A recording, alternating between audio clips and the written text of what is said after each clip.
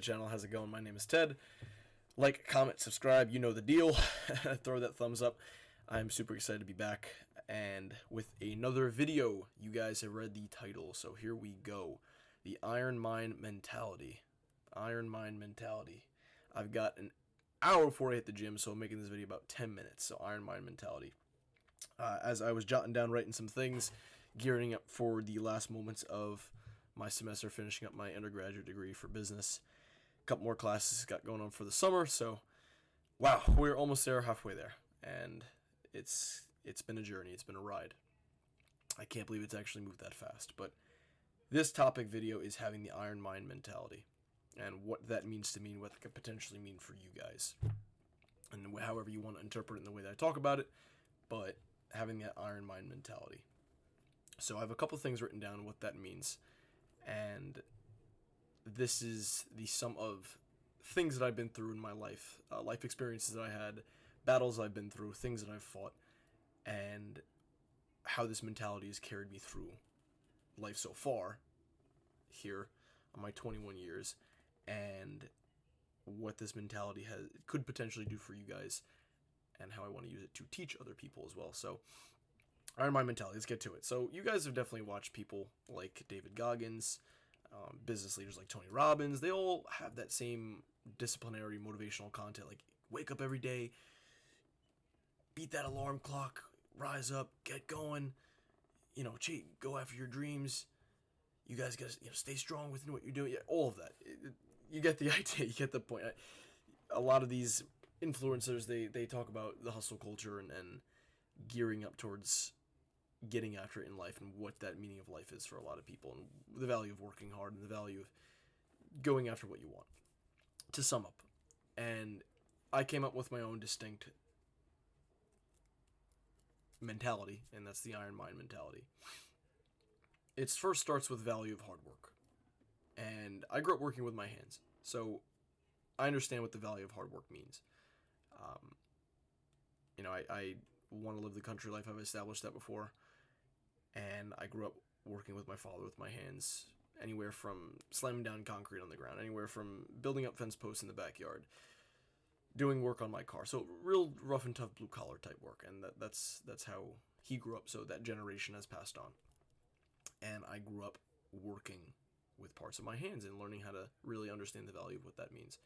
So why I think a lot of people, and men especially, should attempt to work with their hands or try it out and see how far it could really get them in terms of worker man's mentality. And when you're grinding physically outdoors with the beaming hot sun on your body, knowing that you have to come home, feed yourself while actually doing that physical labor, it's almost primal and animalistic. And that part of your self as a human, you experience certain things that you wouldn't experience when you're grinding, as opposed to a white collar job that I would be technically pursuing. I still want to live that farm boy life, that country life, because it calls to me, but that, as opposed to what that white collar life is, I've experienced both sides. So that value of hard work in the Iron Mind mentality is very different, and I believe that it teaches people really what it means to grab yourself and say, yeah, I've done this, I did this, I really geared up and I worked in the nit-grit of the sand and the dumps, the trenches, if you will. And it's hard work. It's not freaking easy. I hear a lot of people say, oh, work was hard today, No, you don't know what hard work is until you actually work with your hands. Seriously. And I think that our society and the media has portrayed it to be that anyone who does it is lower value and they are stupid, but it's not the case. A lot of those people, they just don't have certain opportunities or lack of thereof opportunities, and they are trying to seek and find opportunities to, in certain ways, certain people elevate themselves. But seriously, what it has done for me is built me as a person from a young age. Young boys, when they were 8 years old, and back in the 40s, 30s, like they were paying their due. They were doing their due diligence to work too. Even farm boy life, those kids, they gear up, they sack up, they work hard, and that's still present today in some aspect of society, but in other ways, it's kind of a lost thing. So I encourage people, if they really want to see themselves in a different light of life and really understand the value of hard work, work with your hands. Try it. It doesn't have to be for a living if you do something else, but build something, try something. Be a carpenter for one day. Get some wood from Home Depot and see if you could build something. And something as simple as that, but working with your hands. We as human beings, I like to say this actually. People who learn how to do that understand that the world was built that way. And when you can use your hand to build things, because the hand built things in blue collar ways, construction ways, you start to see what you can truly do in terms of creation and innovation. It's quite amazing, actually. I mean, I have a lot of respect for people who still build buildings and specific industry and innovations. It's unbelievable. It's crazy. I mean, there's a vast majority of things I can mention, but truly. Next in the Iron Mind mentality, combat sports. I think that combat sports shape someone's mentality in an incredible way. I mean, you're really gearing up to fight. I do boxing and Muay Thai, so when you're in the ring with someone, it's a different kind of feeling. I can't even describe the adrenaline rush and the heart pump that you get from going toe-to-toe with somebody else. Yeah, you could pick your ass up, get on a street fight, and really see what you're made of, and potentially getting stabbed, but a real hand-to-hand, throwing some hands, just exchanging blows with another guy, or woman, is something else to experience. Taking blows, taking shots, it really pushes you in a different light of mentality. And you have to keep fighting on. And I love seeing, listen, I have a fitness page, yeah, but I love seeing gym people, and, I tell them, I say, hey, listen, you got in the ring before? You got in combat sports? Yeah, man, it's a different, no, I haven't, man, yeah, man, it's a different mentality, you should really get into it. It pushes you in a different way. I talk to so many people, the guys in the locker room, hey, yeah, try it, man, get into it. It brings you to a different light of life, and it's friggin' awesome. So, boxing, Muay Thai, jiu-jitsu, other ones, just MMA, any combat sport puts you in a different mentality, different headspace. Now you can go toe-to-toe with someone and really test yourself, because how you can test yourself physically is the next way you can test yourself mentally. The body breaks before the mind does, so it keeps you mentally stable, mentally tough. Next, on the Iron Mind mentality, brotherhood. You got to have a band of strong guys. They're going to support you and be there with you, because a lot of people in this society are very individualistic, and nothing great was ever done without a team of human beings. You'll fall in your hierarchy of leadership, but nothing was ever done without a team. And without a team, there's nothing. Nothing could truly be built. I'm a lone wolf just as anybody else that is on their path, but I have my group of people, my group of guys. I remember when I was in college, I started a fraternity called Alpha Sigma Phi. That was my first wave of brotherhood and understanding what that truly means. And thereafter, I met a couple of people who I atoned with God the Father and learned more about Christ and had brothers within the Bible. So that was another big virtue, and having that strong virtue of brotherhood is quite awesome. You guys that could back you have your guys that will back you up at any moment's notice. So, brotherhood in the Iron Mind mentality, that's number 3. Number 4, leadership. And leadership can come in many different ways. You yourself must lead yourself every day as you wake up before you can lead anybody else. But leadership can also have a, how can I say this, position in different ways. The greatest leaders in the world, they understand that they uplift people, and there is no such thing as that boss mentality. It's why I'll never truly work a 9-to-5 job for the rest of my life.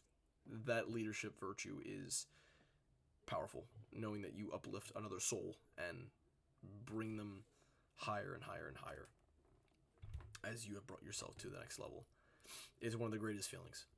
It really, really is. Seeing what other people are made of. And there's different forms of that. There's different forms of being a leader. There's emotional leaders. There's hardened leaders. There's leaders that just flat out wacky leaders. It's a great book. John C. Maxwell. He has a book on leadership. Highly recommend it. I'll put the link in the bio. So that's the fourth virtue of the iron mind. The fifth, entrepreneurship and business and freedom. What it means to truly be free. Now, a lot of people, when I speak to people, they really are comfortable and complacent, and complacency kills people. I could not live with myself if I sat down on my deathbed, or laid on my deathbed rather, and had regrets about what I didn't do when I was younger. And freedom as a man and having free will to do what you want, to be able to lead yourself, if you so choose to have a family, and lead them into freedom, is one of the greatest virtues I think that a person can have, a man can have on planet Earth.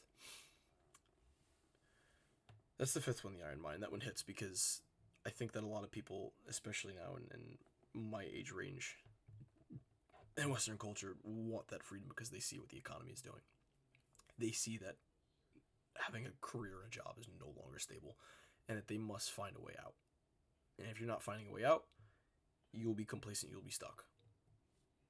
You will be stuck. You will live an average life. You will have an average lifestyle. You will not escape. Some men are completely okay with that. I say men because I have my thoughts on traditional masculinity and masculine virtue and the way that we're supposed to be built in this society. That's a conversation for another day, but freedom, that freedom to do what you want and not having to answer to anybody. And it's a long road, and it is a long time to get there, and it is a struggle. But within that journey, within that struggle, every day you fight, and you fight hard. And you fight and you keep fighting like there's no other. If you want something so bad, you will do anything, willing to do anything it takes. I'll tell you guys a quick story, actually. This is going to go on my Instagram as a link, and I'm actually going to label this next to the Iron Mine, my near-death experience, and it ties into just doing what you want and being free. And that's another YouTube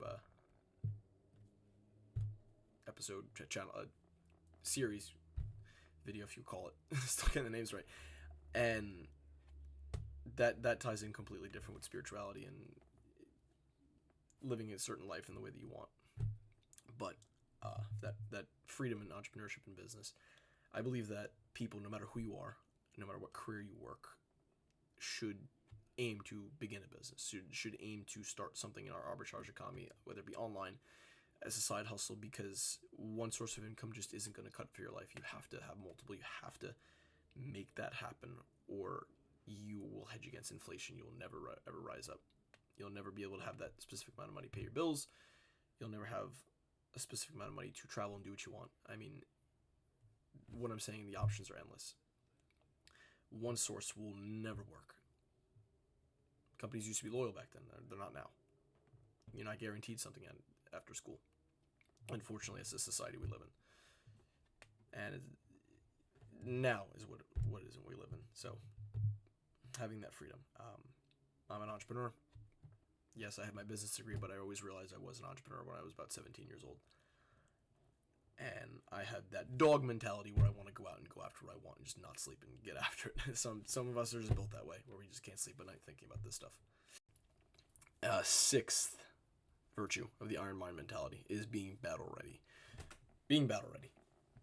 What I have come up with is your fight or flight response. Are you fleeing from your things, or are you facing your problems head on? Are you battle ready in the sense that you are equipped with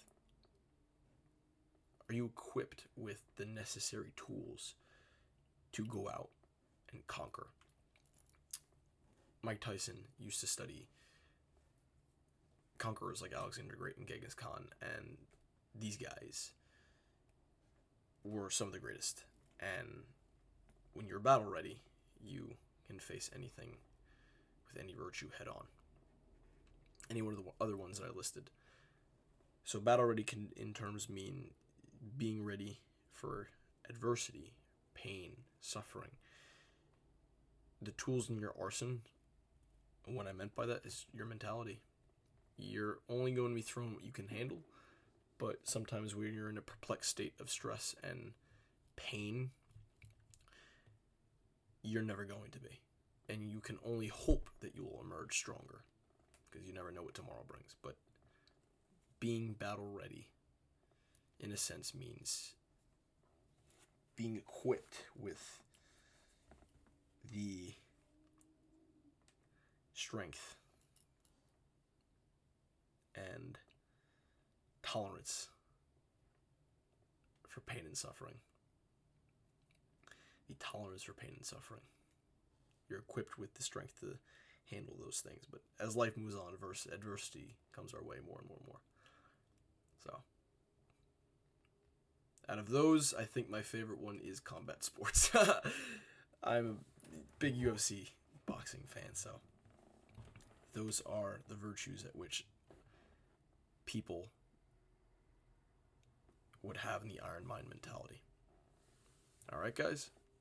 Be sure to like, comment, subscribe. I'll say it again. Check out my link tree in the link, and you'll see my socials. Peace, guys.